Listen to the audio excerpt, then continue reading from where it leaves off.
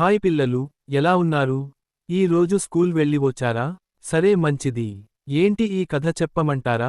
అయితే, అల్లరి చెయ్యకుండా శ్రద్ధగా వినండి. ఒక ఊరిలో, రోజువారీ కూలి ఉండేవాడు.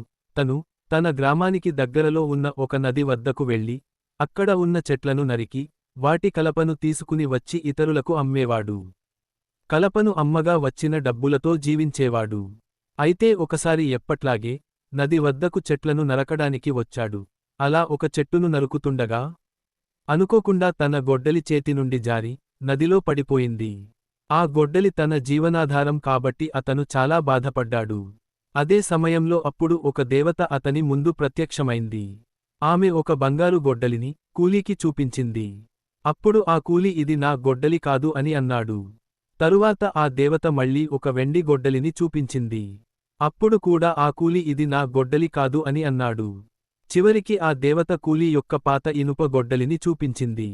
అప్పుడు ఆ కూలీ చాలా సంతోషపడి, ఇదే నా గొడ్డలి అని చెప్పాడు. అప్పుడు ఆ దేవత, కూలీ యొక్క నిజాయితీని మెచ్చుకొని చాలా సంతోషించింది. అంతేకాకుండా, మొదటగా చూపించిన బంగారు, వెండి గొడ్డలులతో పాటు కూలీ యొక్క పాత గొడ్డలిని కూడా తనకు ఇచ్చింది. అప్పుడు ఆ కూలీ చాలా ఆనందపడి 3 గొడ్డలిలు తీసుకొని ఇంటికి వెళ్ళిపోయాడు. ఇదేరా పిల్లలు ఈరోజు కథ. బాగుందా? ఈ కథలో నీతి ఏంటంటే మన నిజాయితీ, మనకు ఎల్లప్పుడూ మంచి ఫలితాలను ఇస్తుంది. కాబట్టి, పిల్లలు మీరు కూడా నిజాయితీగా ఉండడం అలవాటు చేసుకోండి.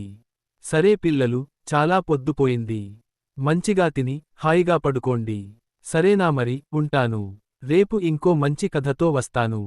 మీరు కూడా సిద్ధంగా ఉండండి.